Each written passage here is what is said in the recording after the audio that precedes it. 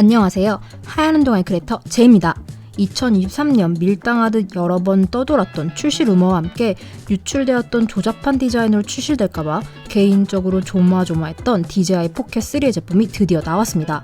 장단점 리뷰에서 꼼꼼하게 다뤘듯 완벽한 제품은 아니지만 DJI 오즈모 오리지널부터 명맥을 이어왔던 소비자형 기계식 짐벌 카메라의 정수를 보여준 제품이지 않았나 하는 생각이 들었습니다. 대체할 제품이 없어서 여행이나 가벼운 나들이에 항상 들고 다녔던 포켓2의 후속작 포켓3 3년 만에 출시된 제품으로 업그레이드가 난무했던 2023년에 신제품이란 이런 것이다 라는 교과서 같은 제품이 될지 한번 살펴보도록 하겠습니다. 이번 영상은 단순히 기계를 좋아하는 사람으로서 선입견 없이 순수하게 접근한 영상으로 제조회사, 유통사, 그 어떤 에이전트의 개입 없이 지극히 개인적인 경험을 바탕으로 구성한 장단점 리뷰임을 알려드립니다. 그럼 시작해볼까요? 일상생활을 담을 땐 저조도의 상황이 생각보다 많이 있는데요. 전자식 이미지 안정화를 사용하는 제품들의 경우 이런 상황에서 영상의 잔상이 많이 담기게 되어서 나중에 사용하지 못하는 경우가 많이 있었습니다. 많은 개선이 있었다고는 하지만 전자식 이미지 안정화를 적용할 경우에 액션4처럼 10메가픽셀의 센서에서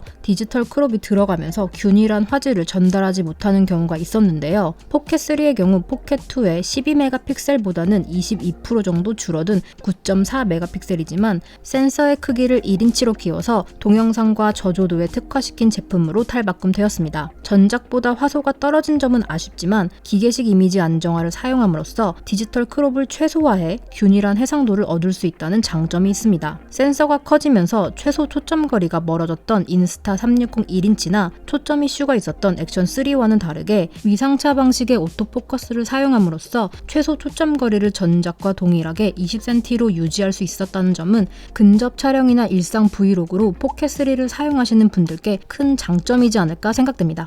그리고 저조도나 어두운 상황에서의 포켓3의 성능은 물론 말할 것도 없습니다. 90도로 회전되는 화면을 탑재해서 작은 본체에서 큰 화면을 볼 수 있게 만든 점, 전원이 꺼졌을 때 짐벌의 축들이 움직이지 않게 자동으로 고정되는 방식으로 전작의 단점들을 해결한 부분은 아주 마음에 들었습니다. 수직으로 고정된 화면에서도 가로 또는 세로로 사용자가 설정해서 촬영할 수 있도록 사용자 환경을 만들었으며 촬영 메뉴도 화면의 수평 또는 수직 상태에 따라 유동적으로 변경되도록 세심한 부분까지 신경 쓴 모습을 볼 수 있었습니다. 전작보다 기본 색감이 안정되었는데요. 아직까지는 채도와 선예도가 과장되게 촬영되는 부분이 있는데요. 이런 점을 고려해서 액션4처럼 사용자의 취향에 맞게끔 선예도와 노이즈 제거 단계를 설정할 수 있게 만들었습니다. 포켓2에서는 2.7K 해상도로만 HDR 영상을 촬영할 수 있었지만 포켓3는 4K 해상도의 화질로 최신 아이폰 프로 라인처럼 HDR 영상을 기기 자체에서 촬영할 수 있었습니다. 그리고 디로그 M도 액션4와 동일하게 지원하고 있어서 추후에 색 보정을 통해 영상의 분위기를 바꾸기 원하시는 분들도 유용하게 사용할 수 있게 되었습니다. 향상된 액티브 트래킹 6.0을 지원해서 1인 미디어나 소규모 촬영을 수월하게 할 수 있으며 파노라마, 사진, 저조도 동영상, 슬로우 모션, 타임랩스, 모션랩스, 하이퍼랩스 등을 기기 자체에서 지원하고 있고 큰 화면으로 설정 변경을 할 수 있게 되어서 활용도가 더욱 높아졌습니다. 포켓2의 875mAh에서 전작 대비 48% 증가한 1300mAh의 높은 배터리 용량과 더불어 16분 만에 80%까지 고속 충전할 수 있으며 콤보 구성과 함께 오는 보조 배터리와 결합해서 촬영하면 4K 24프레임 기준으로 2시간 이상 촬영하고도 배터리가 어느 정도 남아있었습니다. 한 가지 유념하실 부분은 테스트 결과 카메라 부분과 본체 부분이 50도 이상 온도가 올라가고 계속 증가하고 있었기 때문에 촬영이 가능은 하겠지만 발열로 인한 기기 내부에 손상이 있을 수 있으니 고해상도로 장시간 빈번하게 촬영해야 한다면 특별한 경우를 제외하곤 개인적으로는 중간에 한번 끊고 갈 것 같습니다. 콤보 구성에서 함께 왔던 무선 마이크 성능은 분주한 거리를 걸으며 목소리를 녹음하기에 충분한 성능이었으며 지금은 뉴욕에서 그냥 길거리를 걸으면서 DJI 포켓3로 녹음 테스트를 하고 있는 중입니다. 3.5mm 마이크 잭의 타사 제품을 연결하면 무선 스탠드 마이크처럼 사용할 수 있어서 활용도가 높아졌어요. DJI의 마이크를 통해서 녹화 시작 및 중지를 할 수 있습니다. 그리고 내장 메모리에 음성 녹음도 할 수 있고요. 3.5mm의 잭을 통해서 타사의 유선 마이크도 연결할 수 있습니다. 무선 마이크를 통해서 녹화의 시작과 중지를 조정할 수 있었고, 마이크 자체의 8기가의 내장 메모리를 통해서 녹화 중에 별도의 음성 파일을 저장할 수 있다는 점도 좋았습니다. 촬영을 하고 있지 않아도 마이크를 녹음기처럼 사용할 수 있다는 점도 알아두시면 좋을 것 같아요. 바람막이 덮개를 3.5mm 마이크 잭에 고정해야 하는 방식은 탈착한 덮개를 별도 보관해야 하는 번거로움과 3.5mm 마이크 잭을 사용하지 못하게 되는 아쉬움이 있지만, 현재까진 기기 자체에서 동시에 내장과 외장 마이크를 지원하기 때문에 실제 사용 시에 감안해야 하는 부분이지 않을까 생각됩니다. 현재까진 아쉽게도 무선 마이크의 USB-C 포트를 통한 외장 마이크 연결이나 모니터링 또는 애플의 이어팟과 연결했을 때 모니터와 녹음 둘 다 안 되는 점도 알고 계시면 좋을 것 같습니다. 포켓2의 경우 무선으로 스마트폰과 연결하려면 두잇올 핸들이라는 모듈이 필요한데요. 포켓3의 경우 별도로 구매해야 하는 모듈이 없이 기기 자체에서 무선 연결 및 무선 마이크 연결을 할 수 있다는 점은 간결한 구성을 하기엔 많이 편했습니다. 아직까진 USB-C 포트를 통해서 HDMI로 바로 연결할 수 없다는 점은 많이 아쉽긴 했지만,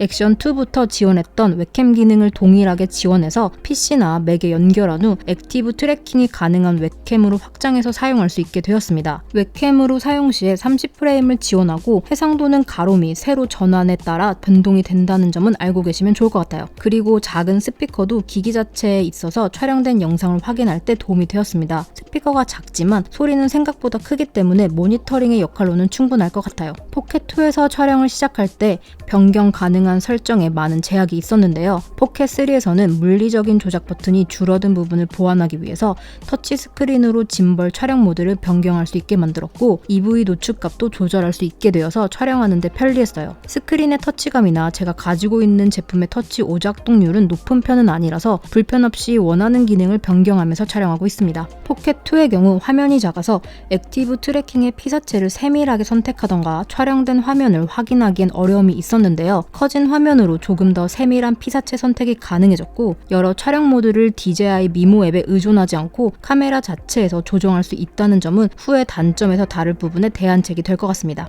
완벽한 제품이 없듯이 사용하면서 불편한 점이 없을 순 없겠죠? 그러면 이번엔 개인적으로 느낀 단점에 대해서 이야기해볼게요. 포켓2와 동일하게 좌우를 살피는 펜축에 여전히 제약이 있었습니다. 카메라의 반시계 방향의 각도는 58도이고 시계 방향으로는 235도로 많은 차이가 있습니다. 실제 사용 시에 주의를 기울이지 않으면 짐벌 한계점에 도달하는 경우가 빈번했으며, 피사체를 왼쪽에 두고 걸어가면서 촬영할 때 한계 각도를 넘기지 않기 위해서 신경 쓰며 촬영해야 하는 점은 아쉬웠어요. 그리고 얼마 전에 출시한 매빅 미니 4세대 프로처럼 수직 촬영 모드를 지원하지 않는 점도 많이 아쉬웠습니다. 센서 크롭을 통해서 3K의 세로 비율 촬영이 가능하지만 20mm의 기본 화각보다는 좁게 촬영됨을 확인할 수 있었습니다. 궁여지책으로 포켓3를 90도로 돌려서 세로 비율 영상을 촬영할 수 있지만, 이렇게 했을 때 180도 이상의 각도를 지원했던 펜축에 갑자기 짐벌 각도 제약이 생기면서 촬영에 제약이 발생했습니다. 얼마 전에 소개했던 제품을 보면 펜축이 무제한으로 돌아가며 수직 촬영 모드도 지원하고 있기 때문에 3축 기계식 짐벌을 사용하는 제품군에서 동일한 기능을 지원하지 못할 기술적인 제약은 없다고 보여지네요. 자체 촬영 모드인 스핀샷을 보면 수직 촬영 모드를 구현하기 위한 짐벌 각도의 제약은 없다고 보여지기 때문에 이 부분은 펌웨어 업데이트를 해주면 아주 좋을 것 같습니다. 4K 120프레임을 지원한다고 해서 많이 기대했었는데요. 고프로 10이나 액션4처럼 100메가비츠 이상의 비트레이트를 지원할 줄 알았지만 32.56메가비츠의 비트레이트만 지원하고 있습니다. 9.4메가픽셀의 낮은 비트레이트를 지원하는데요. 그래서 높은 비트레이트의 일반 촬영 모드보다는 슬로우 모션 모드로 촬영했을 때 화질이 떨어졌어요. 동일한 상황에서 촬영했을 때 영상이 눈에 띄게 부드러워진 모습을 확인할 수 있었습니다. 그리고 고프로나 액션4와는 다르게 별도의 슬로우 모션 메뉴를 만든 이유는 슬로우 모션 촬영 시에 디로그 M, 액티브 트래킹을 사용할 수 없어서 따로 메뉴를 빼놓은 것으로 추측해보고 있습니다. 방수도 안 되고 가격대가 높은 제품이기 때문에 이런 제약이 있다는 게 많이 아쉬웠습니다. 그리고 저조도 촬영 모드를 통해서 ISO 16000까지 사용할 수 있게 만들었지만 4K 30프레임까지만 촬영할 수 있게 제약해서 저조도에서 4K 60프레임으로 촬영하시는 분들은 구매 전에 고려해 보셔야 할 부분인 것 같습니다. 액티브 트래킹 6.0의 성능은 포켓2보다는 훨씬 좋아졌습니다. 피사체가 좌우 수평으로 움직였을 때 추적을 잘했으며 화면에서 빠르게 벗어났다가 다시 들어왔을 때 피사체를 재인식하는 확률도 높았습니다. 다만 현재 펌웨어에서는 피사체가 위아래 수직으로 이동했을 경우에 추적을 놓치는 경우가 빈번했습니다. 화면을 빠르게 벗어났다가 다시 돌아왔을 때 피사체를 재인식하는 빈도수도 좌우로 움직였을 때보다는 떨어졌어요. 펌웨어로 수정될 수 있는 부분인지 확인되진 않았지만 개선이 될 수 있다면 좋을 것 같습니다. 1인치 센서, 회전식 스크린, 미디어 모듈 기능 기본 탑재 등 많은 하드웨어의 업그레이드가 있었기에 카메라 자체의 크기 증가는 불가피하다고 생각되었는데요. 다만 배터리를 교체형으로 바꿔줬으면 더 좋지 않았을까 생각되었습니다. 배터리 교환 및 고속 충전은 액션4에서도 가능했으며 초기 제품인 DJI 오즈모 오리지널도 배터리 교환하는 방식이었기 때문에 이러한 기술이 있는 DJI가 방수가 되지 않는 제품에 교환 시 배터리를 적용하지 않고 있다는 점은 많이 아쉬웠어요. 포켓2의 경우 장시간 사용하면서 배터리의 지속시간이 줄어들었고 이동을 하면서 촬영 시에 짬짬이 충전을 해야 하는 경우가 자주 발생해서 많이 번거로웠습니다. 다행히 포켓3는 탈부착식 전용 보조 배터리를 지원하고 있지만 보조 배터리와 삼각대를 결합한 구성은 포켓2의 미디얼 모듈 구성보다는 훨씬 커서 전작보다는 이목을 조금 더 끌 수 있다고 보여지네요. 교환식 배터리에 삼각대를 부착할 수 있게 만들었다면 작은 구성의 올인원 카메라가 될 수 있었을 텐데 이 점은 많이 아쉽습니다. 포켓 4세대에 적용되면 좋을 것 같아요.